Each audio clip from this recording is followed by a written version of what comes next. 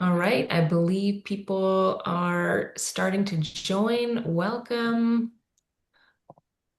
We'll give folks some time to arrive, and then we'll get started shortly. Um, in the chat, we have a message. If you're interested in accessing our Slido, the chat will be closed to folks. However, our Q&A will be open. So again, I'll just give folks another minute or so to join, and then we'll get things going.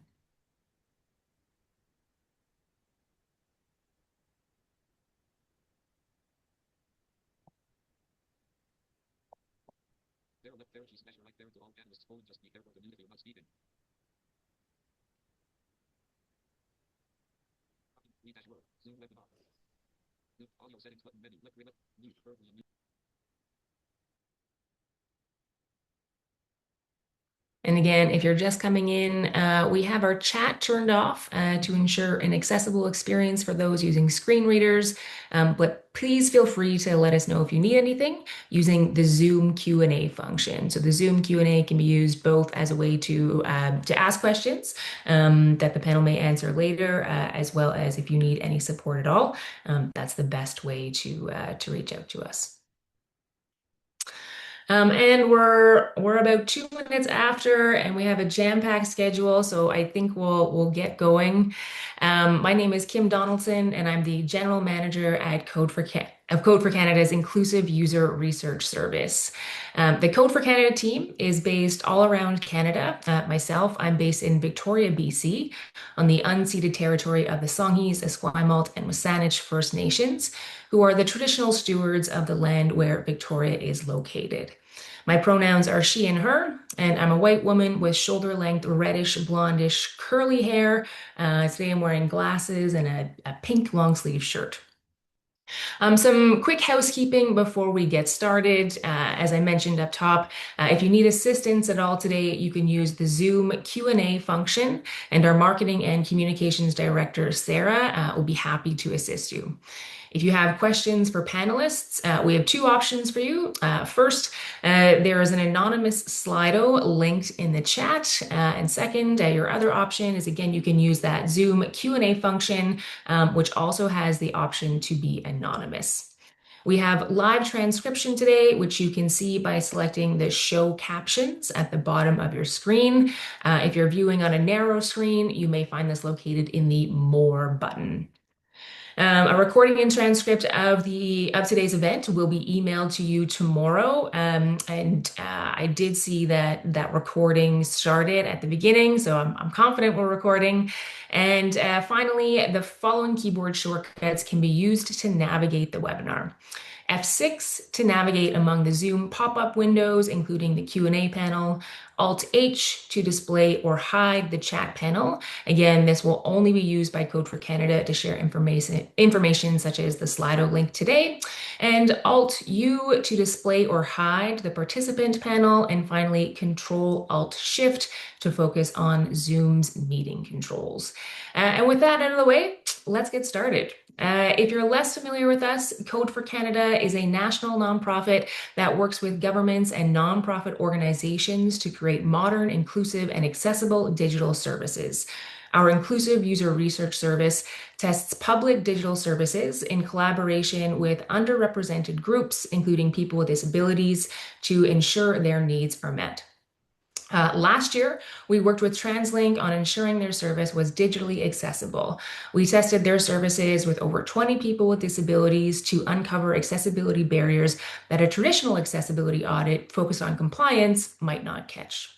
And today we'll be digging into some of the learnings from the project, along with how usability testing can be used to create more accessible services in the public sector.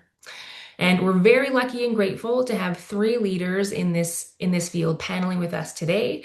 I'm going to do a quick intro for all three of them. I will not provide a visual description just in the interest of time.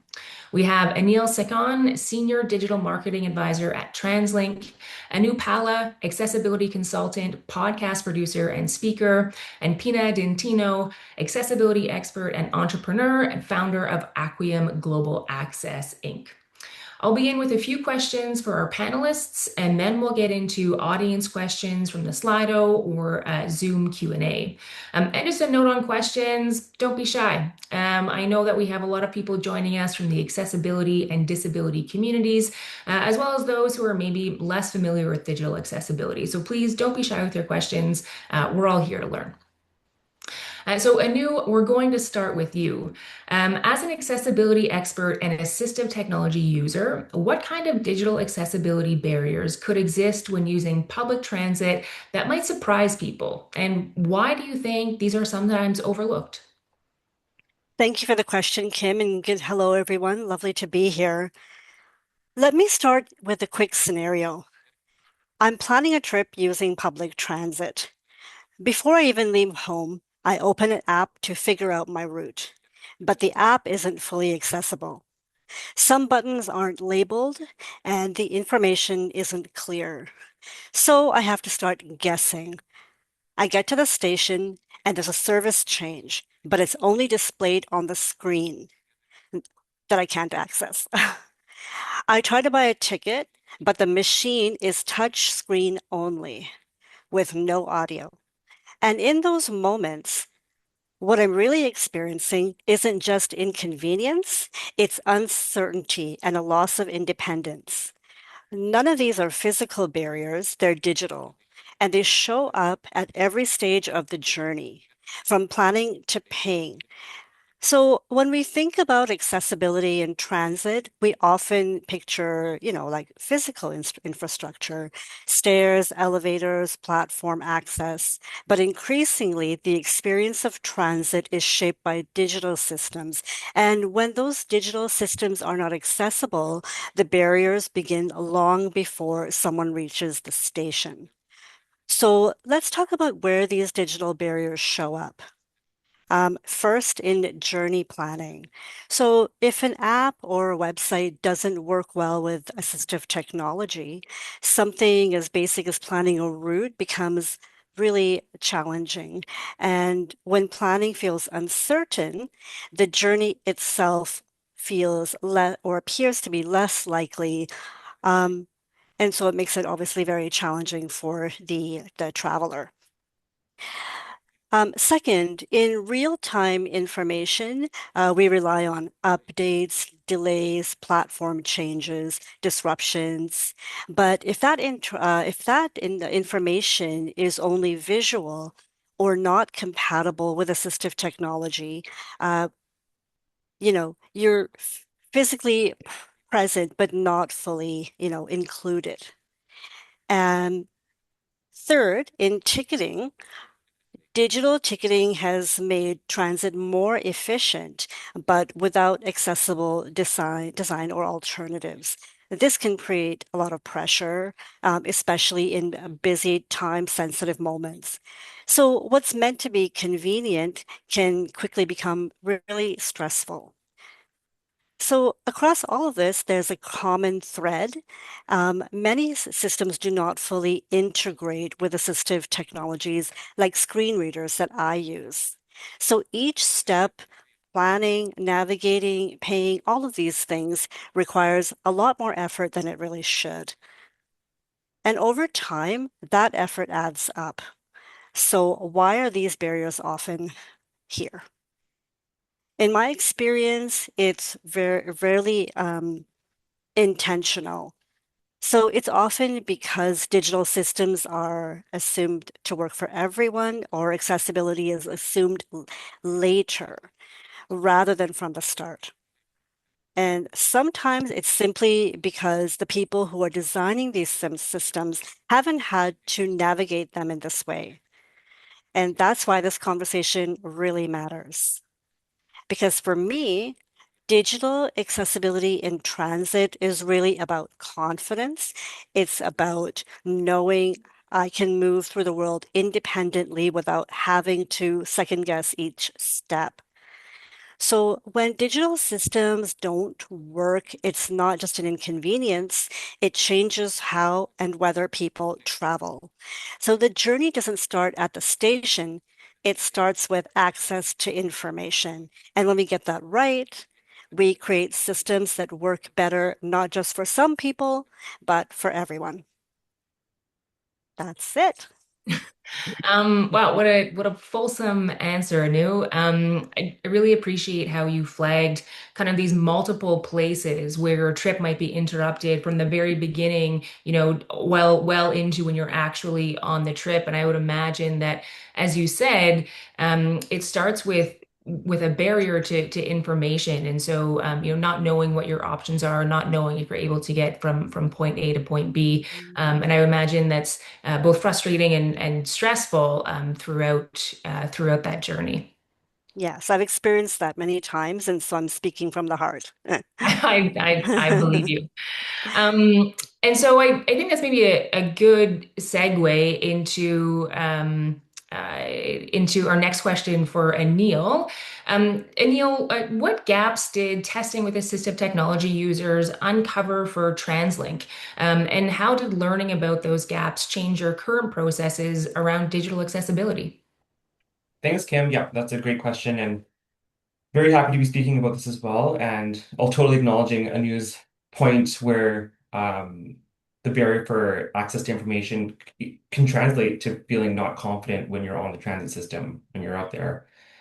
Um, so I would say, although TransLink has been a public entity, so we are kind of always required to have accessibility features on our web pages because we serve such a diverse audience in Metro Vancouver and people who come and visit the region. So that's across the board. So although many accessibility features were in place across our websites, the user testing that we've done with Code for Canada and with other agencies and internally also showed us that these accessibility features didn't translate into a meaningful or easy experience for assistive technology users, whether it was a screen reader, using voice control, or a magnification tool. Watching these users navigate with alternative tools in real time made it very clear that they were having an experience with slightly more friction than those that were more able to do visually using the website as it is. So just, I guess the gap there was filled with a portion of empathy and really seeing how people's faces while they were, navigating our critical path, like signing up for alerts, planning a trip. So it really made it clear where those pain points were in the journey, and it kind of changed our approach a little in terms of treating accessibility not just as a checklist to complete on a web page to make sure that the ARIA labels are there or the alt text is added. Um, but it really kind of made us think about user testing, focusing more on delivering how can we deliver truly equivalent end-to-end user experiences that's just as equivalent for a user using the website with no impairments. So it kind of made us start thinking about those alternative experiences differently and how they are perceived by the end user. And I think a really good example of this is it might be a minor example, but it was a huge thing that came out of user testing was alt text. And for the screen reader user, we weren't aware of the amount of noise that they were listening to while they were navigating an essential flow, like finding the next bus time. They were bombarded with maybe there was certain decorum on the web page that was read back out to them. But then also very unclear ARIA labels as well too. So instead of a specific time picker, it might have said just a generic list box. So little things like that made us realize the friction points of users as they were kind of user testing to find their bus or whatever they were doing on the website. But I think it's also important to note that user testing alone is great and it's very powerful, but we found it very useful when it was supplemented with running audits and doing our own research and internal training as well too, to make sure that the designers, the marketers, and the developers all understand or are on the same page of what a truly accessible experience looks like. And it's not just one alternative experience, it's really thinking about those using magnification, those with visual impairments, making sure the color contrasting is right, and making sure those screen readers are picking up the right information, not just all the information. So it's really kind of filled those those gaps in a way. And another kind of small thing that came out of that too was that I personally never really picked up until the user testing was a lot of users using screen readers didn't realize that like a bus schedule or a SkyTrain schedule finished loading, or that they were kicked out of their logged in alerts account. So that kind of made us start thinking about maybe we should be including session timers in our logged in states to so people that aren't able to maybe see that they were going to be kicked out, they'll have another way to know that they have a certain amount of time left before they get logged out of their alerts account. So just kind of little things like that added up, which gave us a lot of empathy in the long run. Yeah, that's great. And I mean that last piece that you said created empathy. I think that's one thing I've seen consistently in working with different teams is, as you say, for for teams who maybe are less aware of what those experiences are, really getting an understanding of what the experience is, and seeing the frustration and feeling the frustration and really creating that empathy. And I think that kind of helps accessibility planning kind of stick within teams. Something else I really appreciated that you called out is working with folks with different types of disabilities. So what the experience is for a screen reader user, as well as someone who uses magnification, as well as someone who might use voice navigation, as well as working with folks with other types of disabilities and really getting a fulsome understanding that it's not just one perspective of accessibility, it's several perspectives of accessibility. And so how do you create that end-to-end journey for all of these folks? And so yeah, really appreciate you calling those things out. Um, and you also mentioned kind of using accessibility testing or user testing in conjunction with audits and just kind of getting that fulsome understanding of where your digital assets are at. And so maybe again a good segue into our question for Pina. Pina, as an accessibility specialist, how have you seen emerging technologies like AI start to change the digital accessibility landscape? And how can AI be used to improve accessibility? What are its current limitations? Thank you very much for that question. And it seems to be AI is the menu of du jour. Everything we do today speaks to AI, and everybody's interested about AI. So just I wanted to take us back a little bit just to say that first of all, AI has been around for a long, long time. It really is a tool that allows us to find information differently, to navigate information differently. It is an efficiency tool, it is a productivity tool, but it doesn't replace humans. Right. So I think we need to keep that in mind. I think it's really important for us to remember that AI is built on creating algorithms and creating analogies based on the information it is fed. And sometimes the information that it is fed is not necessarily accurate, right? So we have to be aware of that. So when I speak to my designers or developers, around different organizations, we talk about tools and how to use tools and particularly what is the impact of having tools now that interface with AI and how should they consider and work that into their plan. So let's take an example of an image. So Aneil was talking about images, on their websites. You talk about an image that you have on a website. The website, the AI will not tell you whether that image adds context to what you're trying to communicate or articulate. It will tell you the tool. If you run a tool, it will say that there's an image, and that you should have an alt text. And even if you do have an alt text, it won't validate the text. It still requires human intervention to validate that text. Right? It could say something like, "Oh, there's a track 26 or whatever it is, but it doesn't necessarily tell you, to get onto track 26, you might have to go to track 25 because that's where the accessibility ramp is, as an example. So I think it's really important to make sure that, when you think about using AI, what are you using it for? A lot of us use AI today to we have ideas, we dictate these types of things. We'll write articles, we'll write stuff, and then we use AI to polish or to turn it into something new or regenerate, into something else. And that's all great. But again, it does require you to go back and check the content because it doesn't know you necessarily at this point, and it may change the entire meaning of what you're trying to say or trying to articulate vis-a-vis what AI has spun out for you. So I think that's another thing that you want to be careful about. I mentioned before, the whole conversation about testing with automated tools that scan your websites. Those tools will scan against standards like the WCAG and EN 301, will identify what those defects are, will provide you a roadmap to remediate it. Right, here's some thoughts on how to remediate. And today, what we're seeing is that remediation, those tactics and practices, are often leaning on AI for responses.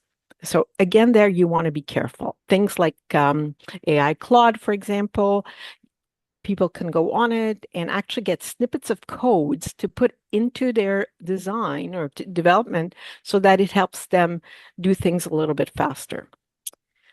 I think one of the things that AI also doesn't do is talk about that experience and that usability, right? We spoke at both Anu and Aneil spoke about what is that user experience. When I think of AI as an example, although they're trying to convince us that empathy has been built into the systems, that's not quite the case, right?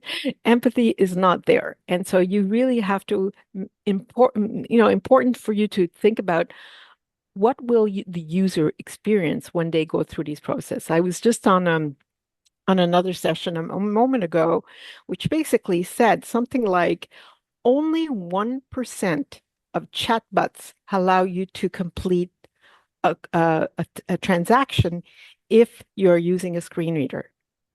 So even if your chatbot, for example, meets accessibility standards, so you've met the WCAG, your AI has given you that code, right, to build your chatbot. If it doesn't have you as a screen reader put your cursor, for instance, in the context box when you are on the chatbot, your that usability, that experience is lacking. Right? So, and you won't find that out unless you actually use people to test it, people with different types of disabilities. AI also doesn't do a very good job, or any automated testing tools for that matter, do a very good job when we're talking about people with intellectual, cognitive, neurodivergent disabilities.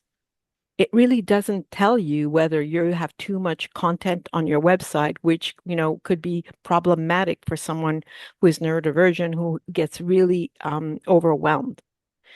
And I think one of the biggest mistakes that we see when we speak to people is that we tend to want to put so much on our website that we end up losing the individual. So, and who was talking about going on using transit, and the first thing you want to do is plan your journey.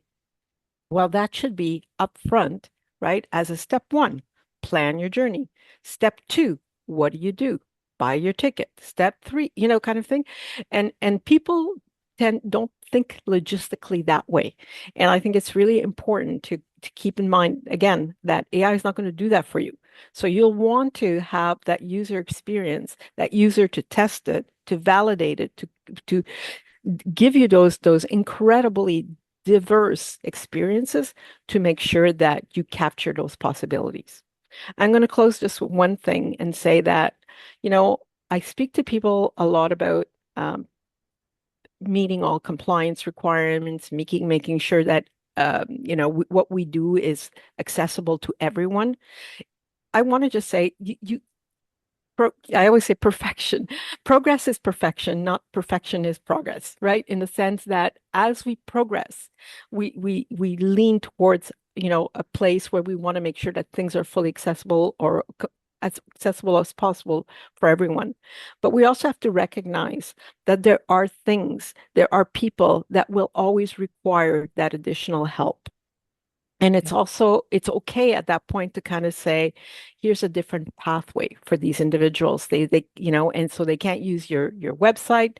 Is there a way that they can call someone? Is there a way that they can contact someone, go to a customer help desk, some other way where they can get the information or complete the transaction that they're meant to complete?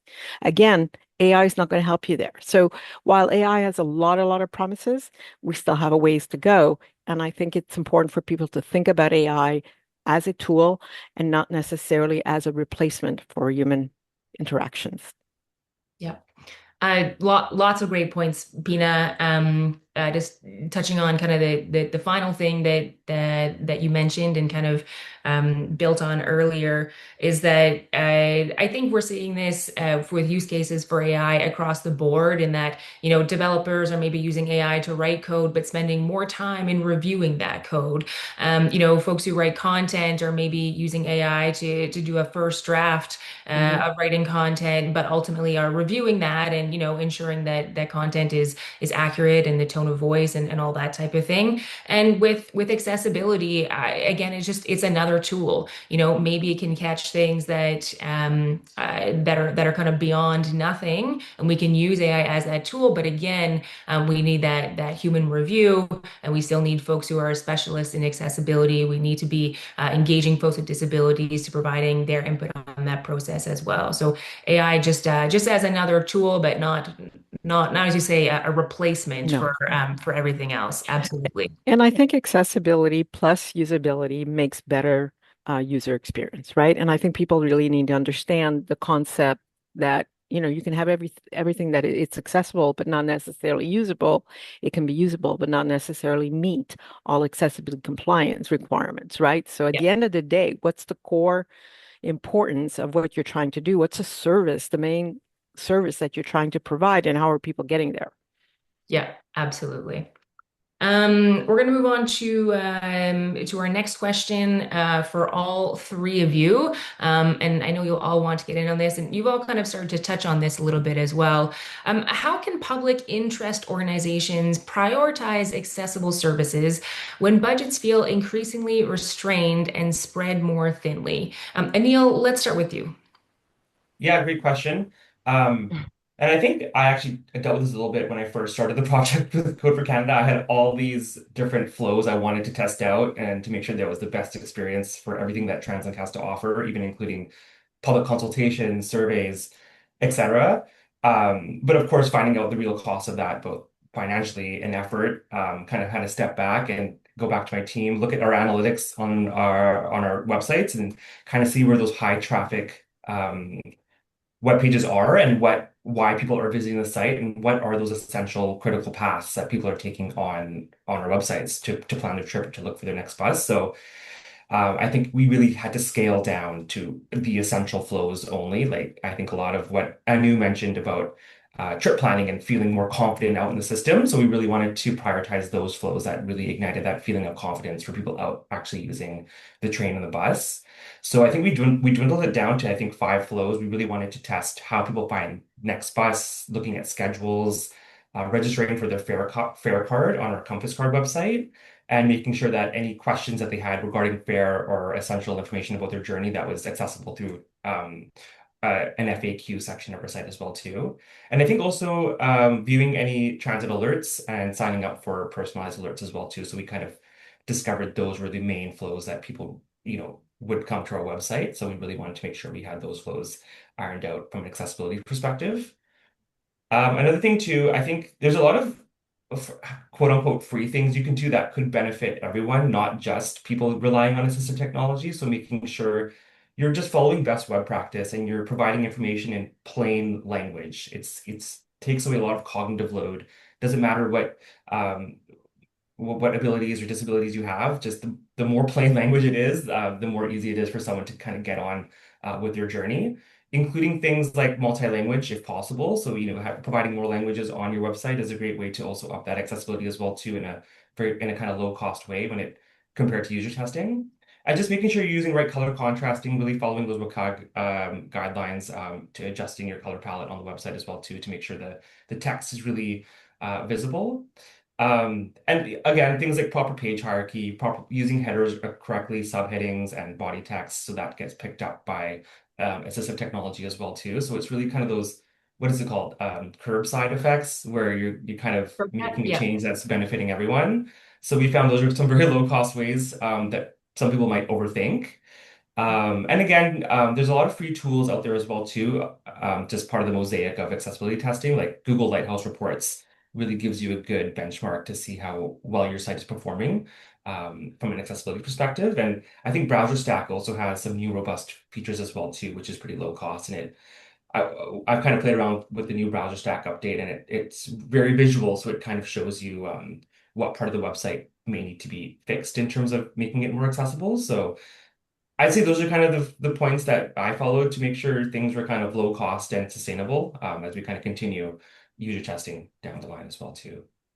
That's great. A little short and sweet masterclass in introduction to web accessibility in there. And I think also speaking to Pina's point about, progress over perfection and, starting with the things with specific user flows and starting with things that might impact more folks, but that not being the end goal.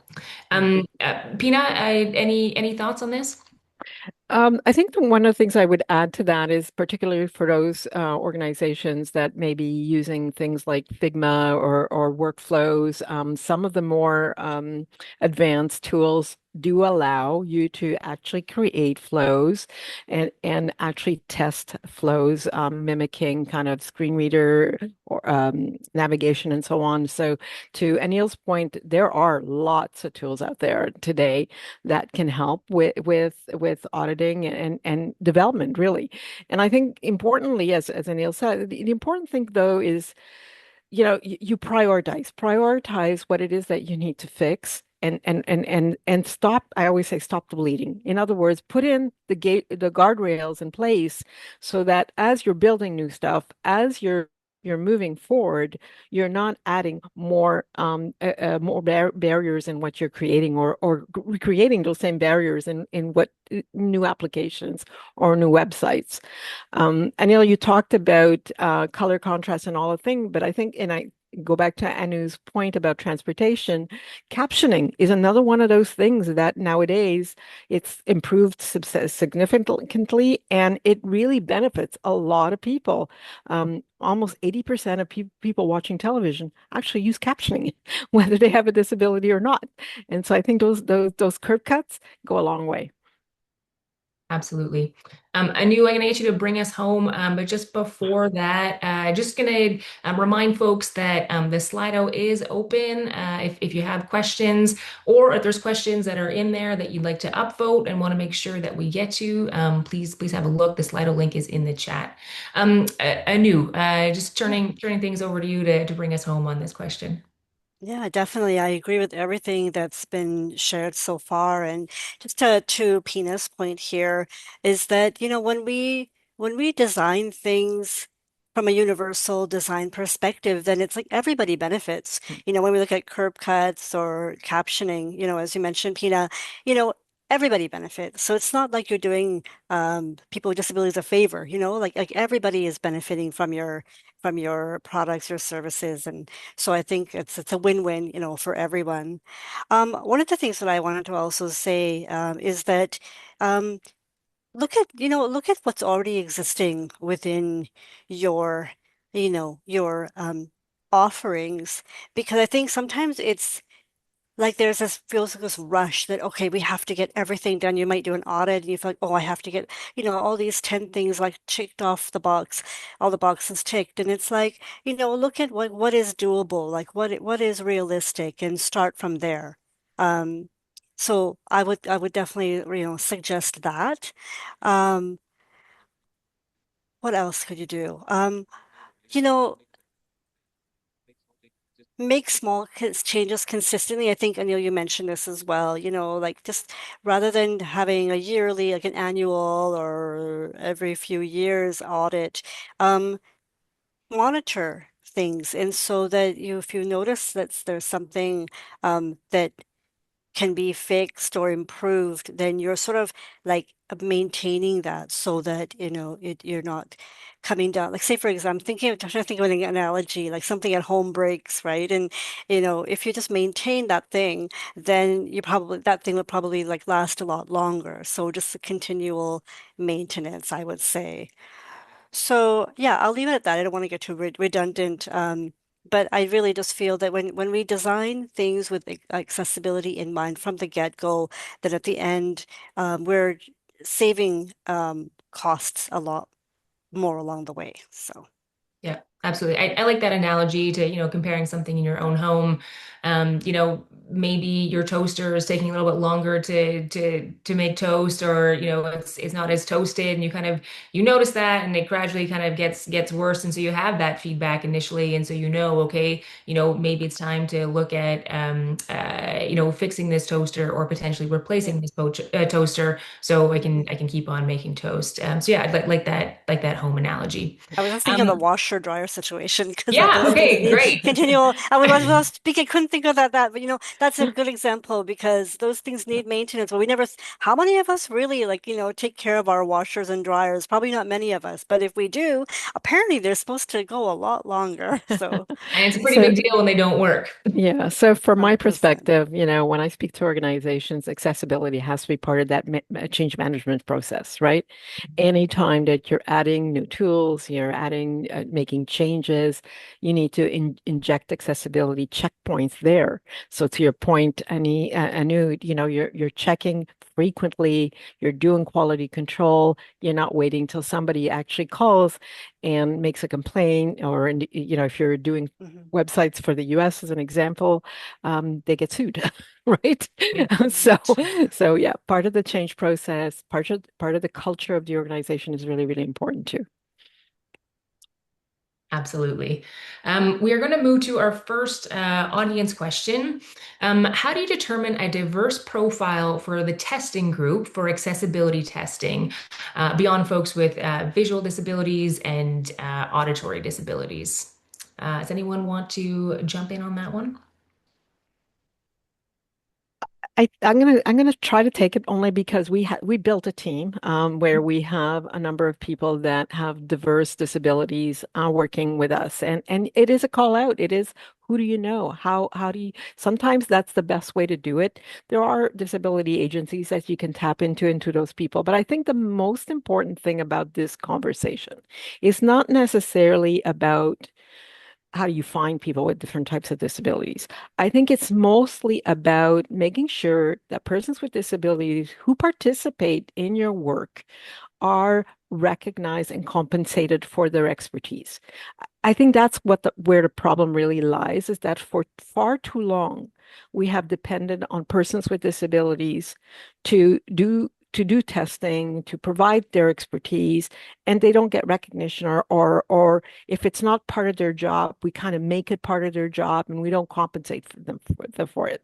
So I think the problem is not about finding them, because you can't find people with disabilities, and you can't put call outs out there. I'm looking for testers, or I'm looking for individuals, certain that fit certain profiles that, can help me test. That they will come. But you really, I think that's the gap we're trying to close, culturally and socially, I believe. 100% Pina. Compensating folks for their contributions. That work is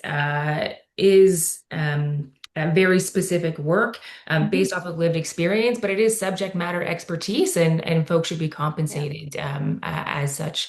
Anyone else who wanted to touch on this?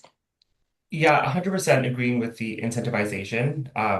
Just I know that we've done testing in the past without the incentive and with the incentive, and also making sure that the users that you are choosing, of course, that they are a good cross-section of the region and across different assistive technologies, but that they're ultimately using your service and product, because that's where you're going to see the passion come in. And I noticed that with some user testers through Code for Canada, when we were testing some flows, those that actually relied on transit and our tools, those were the people that really kind of gave us the deep insight into what may have been wrong or what could be improved, or even just hearing the validation for things that we were doing correct, it kind of just gave it a bit more weight. And it kind of made us scramble a bit after to kind of improve kind of those bigger blockers. So I do definitely agree with Pina's point. It's how do you kind of cultivate those quality testers and responses that will actually take your website to the next step, to the next And level. Neil, wouldn't you agree, though, that when we talk about diversity for disabilities, we also talk about for diversities and cultures with disabilities as well, especially when we're talking about public services, services that everyone needs to touch on. Yeah, exactly. Like, say if English isn't your native language and you're using a screen reader or another tool, so there's that intersectionality at play as well too that you got to keep in mind. Yeah, that was the point that I was going to make too, is just when you're recruiting a team of testers, just ensure that you have a good cross section of people from different cultural groups, different ages perhaps, or different types of disabilities, so that you have a really good cross section of expertise. Absolutely. And if you're not sure how to connect with folks, I'd say that that's a place where Code for Canada can slot in with our community of folks with and without disabilities who are interested in testing public services. Moving on to our next question from the audience. How can working level service design and usability experts better advocate for end users in conversations with executives? Oh, really interesting. So, kind of getting leadership buy-in internally, always a big question. Pina, I see you chuckling, so I'm going to hand over to you first. Gee, thanks. I think I think one of the biggest lessons I have learned in this business, because I've been doing it for so long, when you speak accessibility, you need to speak accessibility in the language of your audience, right? And so when you're speaking to leadership, what is important to that leadership? Is it important for them to increase their revenue, their market share, or is it about compliance, or is it about whatever it is, right? I think it's really, really important to articulate the accessibility the way that it's going to resonate with your leadership. Find an ambassador within your leadership. It is so, so, so critical that you have leadership support to, help change the culture and include accessibility in a way that it will be operationalized and sustained. And Aneil and Anu talked a little bit about this. When you talk to leadership, one of the biggest mistakes we did when we started down this path was really, here are all the standards. You got to meet all the standards. And it's really overwhelming. And all they think about is cha-ching, cha-ching. How much is this going to cost me? How much is this going to cost me? I think that, breaking it down in ways that here's some things that you can do that are not costly, but do require you to adjust the way you code or do just, you need to make some internal adjustments or changes is really important. If you could bring that to the forefront to your leadership, that's really going to help with your buy-in. And I think that also think about the fact that leadership wants more customers because they want people to buy their products, right? Somebody was saying today it's not about buying the toothpaste, but it's about having, white teeth, right? Um, it's also about remembering that you have employees and how do you retain that talent, right? It's very expensive for an organization to train and retrain for people. And so, having that at the forefront, if that is something that they're trying to do, and that's the thing that resonates with them, bringing that in a way that they understand it is really, really important. Absolutely. Anu or Anil? Yeah, I think I definitely agree with Pina that getting an ambassador or a few ambassadors from the team is can really go a long way. But and then it's really important for those ambassadors to be able to um, have regular conversations with other managers. Because I've seen this many times in my work as well, where you'll have champions, like amazing champions on the leadership side. But as you kind of go down the tree, sometimes frontline managers. They have more challenges when it comes to hiring or retaining employees with disabilities. Like maybe they're not fully on board. And so it's like, how do we um, ease that for them? Like how do we encourage these managers? Maybe maybe there are some there's like lack of understanding around, um, what those individuals are needing to be successful in their job, or maybe they want to increase their staff, but I'm trying to think of what I'm trying to say here. That basically, like, how do we support them in the recruitment and retention? Right. And so whether it's like lunch and learns or having some regular professional development for manager. So it's trying to get everybody, it's like creating a culture, within the organization. Absolutely. So kind of thinking if maybe leadership has bought in, but not supporting the team and kind of making that change. And Pina, you spoke to change management, ensuring that folks at every level kind of have the skills and knowledge to be able to participate in that change. And Oh, sorry, sorry. I was just going to say, and they're accountable. They're held accountable to it. So it's part of their performance. It's part of, their reviews, so that it's not something that is tossed aside and I'll do it if I have time, right? It's an objective. It's an outcome that they have to meet. Yeah. Mhm. Aneil? Uh, Oh, sorry. Yeah, I totally agree with everything that Pina and Anu have been saying, and I would say that although that with TransLink, accessibility really is baked in with executives and leadership, especially when it comes to the actual physical system, and even on our websites as well too. I mean, thankfully we have support from our equity, diversity, and inclusion team that has greatly supported us to do the user testing work with Code for Canada and beyond. And also with, teams like marketing and really embedding accessibility factors into the brand components of TransLink as well too. But still, there might still be a gap in understanding the consequence when it comes to digital accessibility, just with that language to kind of communicate to senior leadership. And I think it was Anu that said it is really building a culture where that's being openly discussed. But what I found personally that has helped is really talking about the impacts and cost of the customer experience or the financial loss or the Mhm. legal or privacy compliance. That's what I feel like really gets their attention. And also, I think what I did is I actually showed like small clips of the user testing, like visual aids is just crazy how impactful that can be to communicating errors that how I don't even know how I would communicate a broken ARIA label or something to VP. So really, I think relying on visual aids, videos, clips, imagery really gets the message across. Really creating that empathy, which we chatted about before. Um, and Pina, one thing you had mentioned was tying it to something that's already important. And so maybe there's organizational OKRs or specific organizational goals. Aneil, you touched on kind of the risks that might be involved. So maybe you're tying it to increasing accessibility will end up reducing cost. So tying it to kind of that value that's more linked to maybe what leadership is thinking about.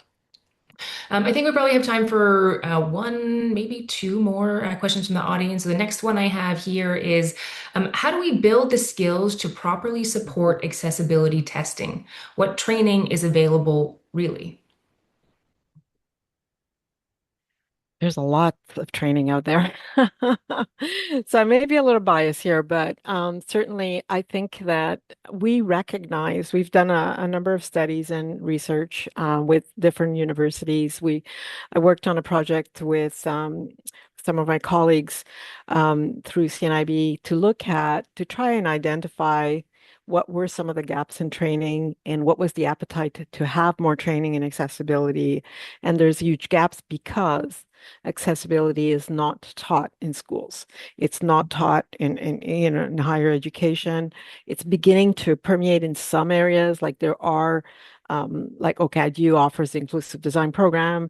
Ryerson has some or I guess Toronto Metropolitan now has some programs, but it's still not integrated into day-to-day learning. And so as a result of that, people have to, for the most part, learn on their own. And a lot of people learn using, internet and AI and self-taught. And then there are those venues that like, I'm involved with the International Accessibility Association of Accessible Professionals, where they offer a gambit of courses with certifications. So you can actually be certified as a subject matter in digital accessibility if that's the path you choose. And we're gonna be announcing a Canadian chapter shortly, so that will be great. But I found that there's a lot more, even your vendors, the DQs, the level access, all of those offer an enormous amount of websites, training on their websites, webcasts, podcasts that you can learn from. And you could just do a quick search and so many will come up. But it is self-taught. And what the problem with that then becomes is, how do you make sure that the training is harmonized in a way that people understand it similarly? And I think that's where we're struggling right now because we're not teaching it from the ground up, right? But ultimately, I think, and one thing I would say is when we talk about training, think about role-based training. Not everybody needs to know everything about accessibility. So make sure that, if you're talking to your HR people, what does accessibility mean to them? How do they use accessibility, to make their lives better? If you're talking to a developer, you're going to talk more technical groups. So role-based is really, really important. So I'll leave it at that.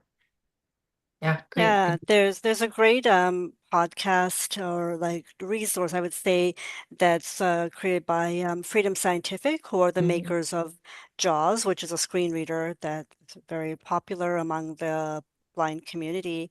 And they have amazing resources, so you can Mhm. go onto their training page, and they also have a YouTube channel as well. And I've often leaned on them because, like Pina said, like, you can't be an expert in everything, even though I've been a screen reader user for years, but technology is evolving so rapidly. It's really hard to keep up sometimes. So, and so I find that these types of resources are really helpful. Um, and then some organizations, what I've seen them do as well is create internal courses as well. But then again, with that, like I just mentioned, technology does change and evolve. But if you even have some foundation courses that people can, take learn on their own time, I think that is also very beneficial.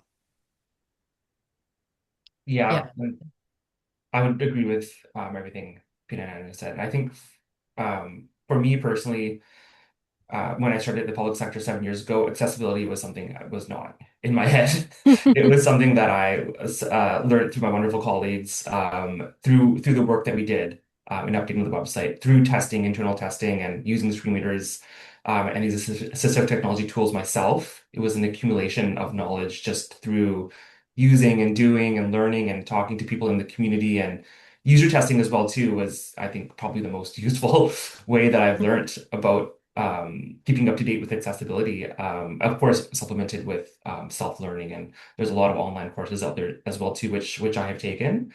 Um, but now I think the gap is, it's not so much a gap, but we're always trying to strive for excellence. And we're noticing, maybe there could be some more knowledge transfer to different teams, like or maybe our designers. And with our developers, we always are kind of like setting the standard for the end product and the definition of done. So our developers have been great, and we're learning off of them, and they're also learning off of us as well too when it comes to setting those accessibility standards. That's great. So many great ideas shared from the IAP courses and webinars. I mean, even if you're not a member, I believe you can still access the webinars.